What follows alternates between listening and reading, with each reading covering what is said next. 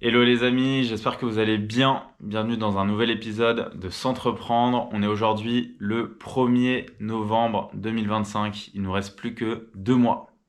2 mois avant la fin d'année. C'est quand même abusé, ça passe hyper vite.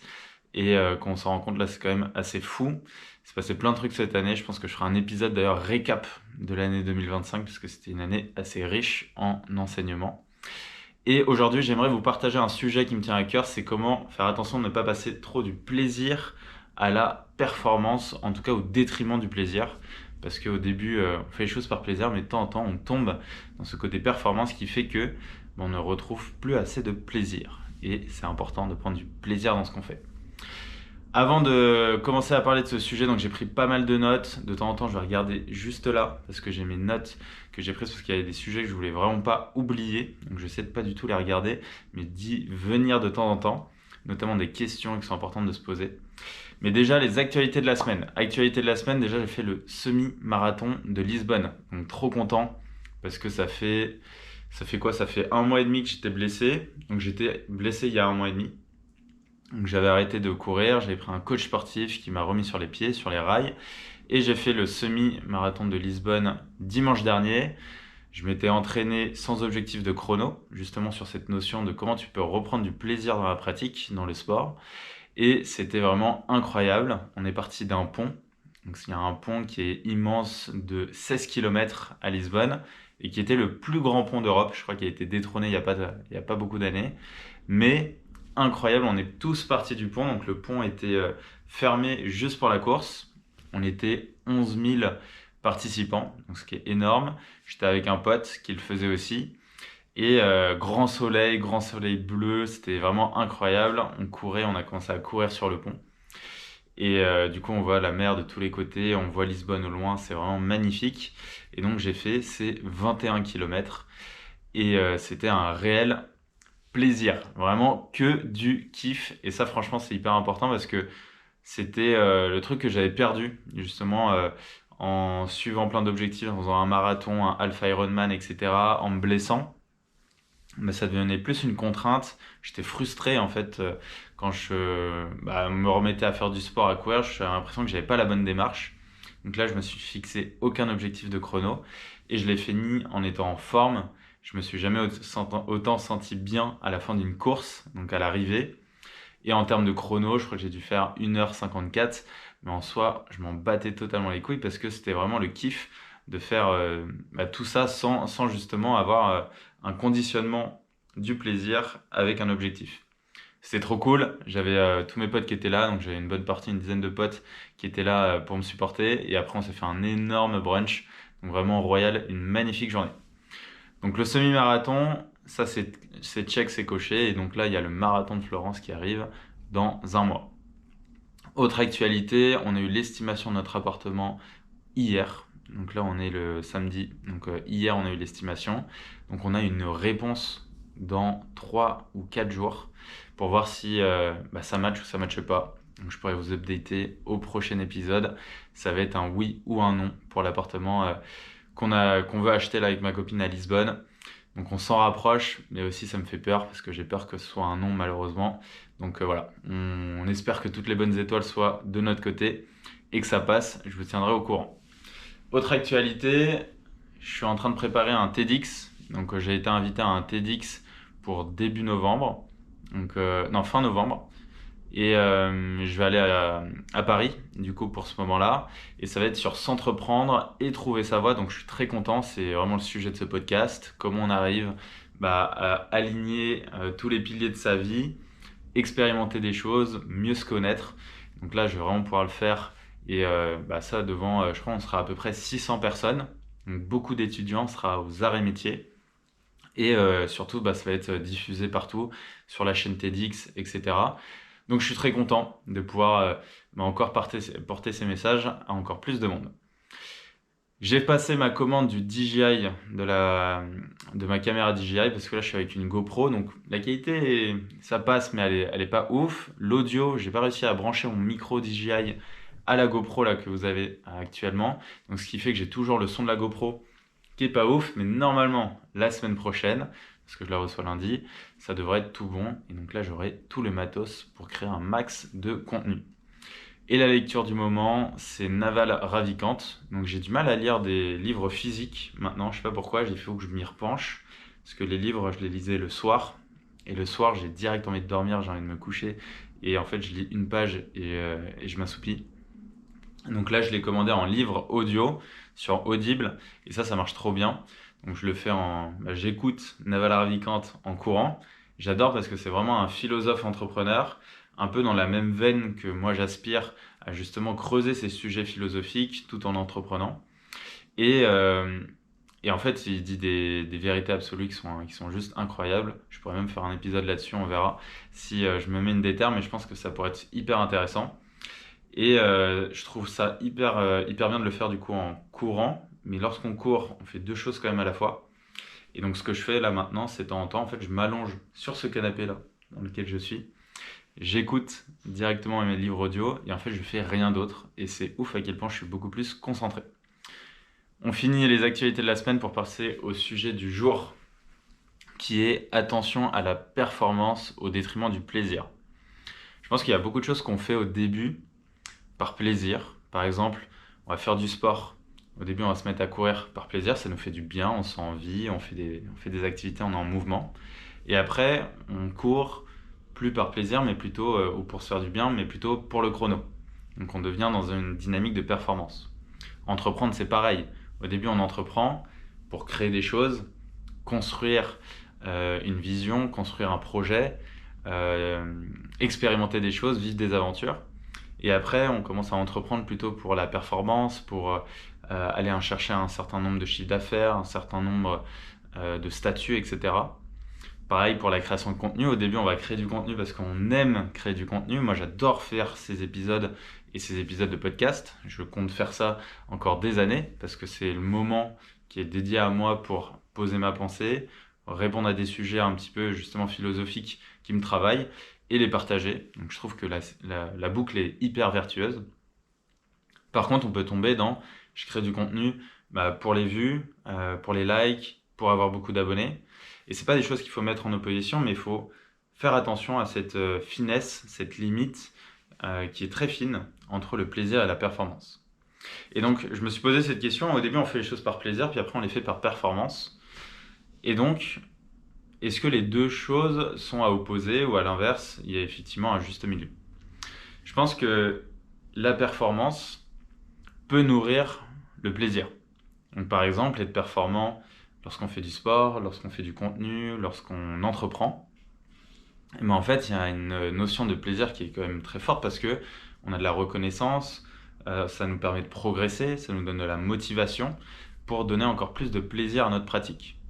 Par exemple, je dis n'importe quoi, je fais un contenu qui marche, et ça veut dire que ce contenu-là, il est bon, ou en tout cas, il interagit bien avec l'audience. Donc, ça me donne des éléments pour m'améliorer et pour reprendre encore plus de plaisir dans ma prochaine création de contenu. Pareil pour le sport, pareil pour l'entrepreneuriat, j'apprends des choses qui me donnent du plaisir et qui me satisfait. Par contre, on peut vite tomber à l'inverse dans je fais quelque chose qui de base doit me donner du plaisir, mais si ça ne marche pas, si la performance n'est pas au rendez-vous, alors je ne suis pas satisfait ou je ne suis pas heureux. On peut le voir par exemple sur la course, imaginons qu'on prenne le sport. Je ne suis pas satisfait si je n'atteins pas ce chrono-là ou si j'atteins pas cet objectif. Par exemple pour le semi-marathon, moi j'ai un pote, il a fait le semi-marathon et c'est un peu triste je trouve d'arriver dans ces états-là parce que il voulait faire en dessous de 1h30. Il a fait je crois 1h31 ou 1h32. Il était dégoûté de sa performance. Dégoûté, mais quand je dis vraiment dégoûté, il était genre vraiment déçu. Il a passé un mauvais moment, une mauvaise journée parce qu'il a loupé 2 minutes. À l'inverse, j'ai un pote qui a fait le marathon, donc c'était la veille. Son objectif c'était 2h45, donc le faire en 2h45, ce qui fait un rythme pour ceux qui sont un peu dans la course à pied. Je crois que c'est à 3h45 ou 3h55 du kilomètre, donc c'est vraiment hyper rapide en haut. Il s'était fixé l'objectif de 2h45, il a fait 2h46. Et il est hyper content, il était 37e sur 9000 personnes, donc ce qui est quand même un truc génial. Mais il était hyper content même s'il a loupé d'1 minute. Parce que le chemin pour y arriver, l'effort qu'il a fourni, le plaisir d'avoir atteint, en tout cas être rapproché au maximum d'un objectif, même s'il l'a pas atteint d'1 minute, pour lui l'objectif il est quand même atteint. Et donc c'est là où moi je me pose la question, est-ce que justement le fait de se mettre des objectifs ambitieux ou d'avoir justement cette notion de performance ne conditionne pas notre plaisir? Je me reprends une petite note là sur le côté. Et sur le business, je trouve ça très très vrai, c'est je suis satisfait, je suis heureux quand mon business va bien. Mais on peut très vite tomber dans je suis satisfait et heureux si mon business va bien. Et du coup, quand ça ne va pas bien, je ne le suis pas. Et donc c'est là, je trouve que on se retrouve dans cette nuance-là où faire attention de ne pas tomber. Ou même moi, personnellement, je commençais à tomber et j'arrivais pas à comprendre. Parce que de base, je fais tout ça pour le kiff et je comprenais pas pourquoi ça m'atteignait autant. Donc je pense qu'il y a des signaux qui sont importants de détecter pour pas tomber dans le travers. Donc les signaux qu'on va avoir, ça va être par exemple le besoin de mesurer chaque chose. Chaque chose que l'on fait, on va le mesurer, mesurer, mesurer. Et jauger son niveau de satisfaction par rapport à l'atteinte de cette mesure. Alors, au lieu de se dire, cette mesure, elle est telle qu'elle, ça me donne de l'information pour m'améliorer et je ne base pas ma satisfaction là-dessus. Le besoin de se prouver qu'on est capable. Pourquoi on fait les choses? Ça, c'est très important aussi, pareil, de se demander. Et après, il y aura aussi toutes les questions. Je voulais vous partager toutes les questions qui me permettent de, moi, détecter maintenant, en tout cas que je vais commencer de plus en plus à me poser pour m'assurer de ne pas tomber dans la performance, dans la surperformance au détriment de mon plaisir plutôt. Mais de se prouver qu'on est capable, pourquoi on fait les choses. Est-ce que c'est effectivement par ego? Est-ce que c'est par rapport aux autres? Est-ce que c'est parce qu'en fait ça me fait vraiment plaisir de faire ça? Et donc vraiment se poser cette question-là. Donc il y a la comparaison aussi avec les autres, il y a l'absence de gratitude lorsqu'on fait un effort qui est hyper important, lorsqu'on fait par exemple une course, un semi-marathon comme ça en 1h32, il faut avoir quand même de la gratitude envers soi et être content de l'effort qu'on a fourni. On n'a peut-être pas atteint l'objectif, mais vraiment avoir de la gratitude envers soi-même sur l'effort fourni. Et ensuite, l'impression que ce qu'on fait et ce qu'on met en place devient beaucoup plus une tâche ou une corvée plutôt que le jeu en lui-même auquel on a voulu jouer. Parce qu'on fait les choses, justement, cette notion de plaisir, on peut le retrouver dans le jeu, les jeux de société, jeux vidéo, etc., ou quand on joue au jeu de la vie, on joue à quelque chose qui va nous donner justement de l'émotion, du plaisir. Et si on se retrouve plutôt conditionné ou sur des actions qui sont plutôt des tâches ou des corvées, en fait là on enlève cette notion de plaisir là. Donc se poser aussi cette question là, est-ce que je le fais par kiff ou par jeu, ou est-ce que je sors de mon jeu là et en fait je perds de la liberté et je me retrouve dans une corvée. Donc il y a 5 questions que je voulais vous partager qui sont intéressantes de se poser par rapport à des pratiques que vous avez, que ce soit le sport, l'entrepreneuriat, la création, la musique, l'art, une pratique, une activité que vous avez. Les 5 questions, la première du coup, c'est si personne ne savait ce que vous faites, est-ce que vous continuerez à le faire? Si personne ne savait que je fais des marathons, je cours, etc., est-ce que je continuerai à le faire? Très bonne question, parce que là on enlève du coup la partie ego, on enlève la partie prouver aux autres ou se prouver à soi-même, on enlève la partie comparaison. Deuxième question qu'on peut se poser, est-ce que je ressens encore de la joie dans le processus, donc dans tout le processus que je mets en place, que ce soit la préparation, que ce soit pendant que je fais les actions, que ce soit après la gratification, donc tout le process, la boucle, ou est-ce que c'est seulement le résultat qui m'attire? Si c'est seulement le résultat, vous avez un indicateur qui est que vous tombez peut-être dans le côté performance qui conditionne votre plaisir et vous n'aimez plus trop le processus. Et notamment, en fait, c'est des questions que je me pose actuellement parce que je suis en hésitation sur faire le full Ironman l'année prochaine en 2026. Pourquoi? Parce que initialement, c'était vraiment mon rêve, mon objectif. Et d'ailleurs, je ne sais même pas d'où vient ce rêve. Pourquoi j'ai ce rêve-là? Est-ce que c'est parce que j'ai plein de potes autour de moi qui font des Ironman? Mais du coup, je me suis demandé, est-ce que je le fais vraiment parce que je kiffe le triathlon, et je kiffe progresser et je vais avoir un kiff de faire cette longue distance. J'aime aussi les longues distances en vrai, aller un peu toujours plus haut, toujours plus loin pour m'améliorer. Ou est-ce que je le fais vraiment par ego, parce que je me suis donné cet objectif-là, parce qu'en fait j'ai des potes qui l'ont fait, du coup il faut que je le fasse. Et du coup je me pose cette question-là, est-ce que je le vois plus comme une corvée, quelque chose qu'il faut que j'achieve pour dire que bah, c'est bon, je l'ai coché et c'est fait? Ou est-ce que le processus, parce que c'est un processus qui est compliqué, c'est 6 mois d'entraînement, où on s'entraîne à peu près entre 12 et 15 heures par semaine, donc ce qui fait à peu près 2 heures par jour. Ce qui est quand même énorme entre natation, vélo, course à pied. Dit comme ça, tu te dis, mais pourquoi tu t'impliques tout ça? En soi, moi j'adore le sport. Je suis assez sportif, j'aime les 3 sports, piscine, natation, vélo. Il y en a que je préfère plus que d'autres. Mais est-ce que je le fais vraiment pour plaisir de la discipline, pour le plaisir de l'entraînement, pour le plaisir de vivre ça et aussi d'avoir cette expérience qui est quand même assez folle d'un full Ironman? Ou est-ce que je le fais par ego et par résultat? J'ai pas encore la réponse, honnêtement. Je sais pas si c'est quelque chose que j'ai envie, entre guillemets, de m'imposer et qui va me brider et qui va m'enlever de la liberté. Ou à l'inverse, est-ce que c'est ces 2 heures par jour qui vont m'apporter aussi du plaisir et tout le processus va m'apporter du plaisir? J'ai pas la réponse, j'attends de mûrir la réflexion. Après le marathon, je pense que j'en saurai plus. Troisième question qui peut être importante de se poser, est-ce que je me sens libre d'arrêter, de ralentir ou de pas être au top ce jour-là? Est-ce que j'ai encore ce contrôle et cette liberté là-dessus, ou à l'inverse, je suis bridé, je me suis emprisonné dans le système que j'ai créé? Est-ce que cette quête m'élève ou m'épuise? Est-ce que j'ai l'impression de grandir? Est-ce que j'ai l'impression de faire des choses qui sont nouvelles, des choses qui me donnent de l'énergie? Ou à l'inverse, en fait, ça me fatigue déjà d'y penser. Lorsque je vais aux entraînements, je suis fatigué. Lorsque j'entreprends, en fait, j'ai l'impression que je dois me tirer du lit ou je sais pas quoi, je suis un manque d'énergie.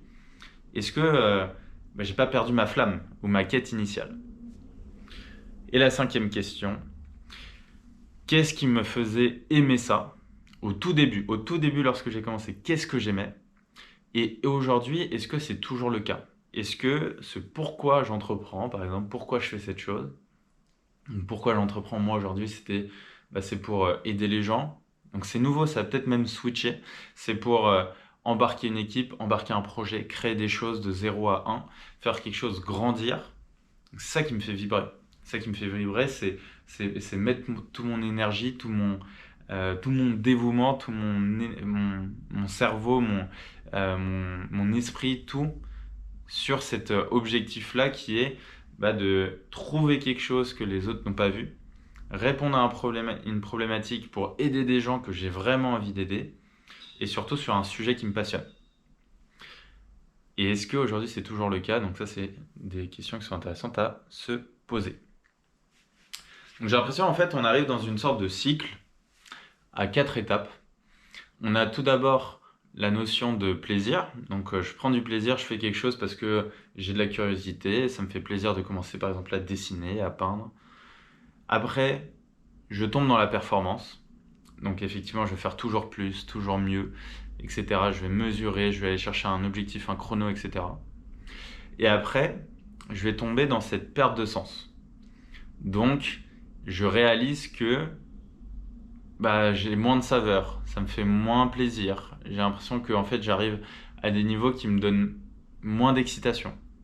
Et après, je retourne au quatrième pilier, au quatrième cycle, qui est du retour à l'essentiel, donc retour au plaisir. Et en fait, on a une approche qui est maintenant différente. Par exemple, j'ai l'impression que c'est ce qui m'est arrivé par exemple sur la course à pied. Au début, je courais pour me faire plaisir. Ensuite, j'ai été dans la performance d'aller chercher des objectifs ambitieux comme le marathon à 3h37 que j'ai fait. Très content de la performance que j'ai accomplie. Ensuite, en fait, j'étais dans la surperformance, en tout cas, je conditionnais. Donc là, pendant le Alpha Ironman, j'étais très déçu de ce que j'ai fait parce qu'en fait, je me suis blessé. J'ai pas réussi à finir. Et j'étais vraiment triste, vraiment de l'effort que j'avais fourni. Et après, je suis revenu à l'essentiel. Donc là, par exemple, le semi-marathon de Lisbonne, où je l'ai fait sans chrono, où en fait, je l'ai fait vraiment par pur plaisir. Et je suis content, je suis vraiment, vraiment content de ça parce que ça m'a montré qu'en fait je le faisais vraiment pour le kiff. Et c'était un peu la question. Est-ce que là, par exemple, le faire sans chrono, j'allais vraiment aimer ou pas? Si c'était pas le cas, bah, ça voulait dire que je le faisais pas pour les bonnes raisons. Donc il y a des choses aussi qui sont possibles de mettre en place en termes de rituels pour s'assurer de retrouver du plaisir dans ce qu'on fait. Parce que ça ne veut pas dire que là, si vous êtes dans la performance, c'est finito et qu'on on peut plus faire machine arrière. Mais c'est se donner des moments de pratique gratuite. Donc par exemple, je prends pas mal l'exemple du sport parce que je trouve que ça s'articule bien, mais des moments où vous mettez pas de montre, pas de chrono, pas d'objectif, juste aller courir, se balader, ça fait aussi du bien. Se rappeler pourquoi on a commencé les choses, pourquoi on fait ce qu'on fait, et quelle est la flamme du début qu'on a voulu allumer et qui nous a allumé. Et accepter aussi les pauses, donc faire des pauses, ça fait partie du jeu. C'est ok de s'arrêter, c'est ok de rater peut-être une séance. Et est-ce que ça aussi, ça c'est quelque chose que vous autorisez ou pas? En termes de conclusion dans toute cette histoire, pour moi il y a justement, c'est pas deux choses qu'il faut opposer. Je pense que c'est intéressant le fait que la performance alimente aussi le plaisir. C'est juste un endroit où il faut pas tomber, il y a une limite qu'il faut pas. C'est même pas qu'il faut, j'aime pas trop le mot il faut, mais en tout cas où il faut faire attention, où on doit être attentif. Putain, j'aime pas le il faut, on doit, etc. Bon, faut que je trouve des autres termes. Je sais pas comment on va faire. Mais en tout cas, j'invite à être attentif à l'équilibre et à trouver justement l'équilibre et le juste milieu entre les deux. Entre comment on fait pour ne pas tomber justement dans la mollesse, de ne pas faire les choses, et également dans la rigidité de ce qu'on fait. Pour moi, la performance, du coup, c'est pas l'ennemi du plaisir, mais elle devient justement toxique que quand elle étouffe notre liberté d'agir, qu'en fait on se retrouve emprisonné par ce qu'on a créé. Et pour moi, le vrai équilibre, c'est justement cette performance joyeuse, donc performance avec du plaisir, et celle qui nie pas du coup au jeu auquel on joue et auquel on a décidé de jouer par volonté intérieure initiale. Il y a une petite citation sur laquelle je voulais vous laisser, donc celle de Épicure. Le plaisir véritable est dans la mesure et pas dans l'excès. J'espère que cet épisode vous aura plu. Je suis content parce que j'ai pris des notes, j'ai bien fait justement cet exercice avant de faire l'épisode et je trouve que c'est ce qui aussi enrichit et donne encore plus de valeur et me permet de ne pas oublier certaines choses. Donc ça m'intéresse d'avoir votre retour. N'hésitez pas à vous abonner, liker, partager parce que là c'est cool, on arrive à avoir encore plus de monde donc franchement ça me fait vraiment plaisir et ça me motive mine de rien. Donc merci à vous, merci pour votre écoute et je vous dis à très vite. Ciao!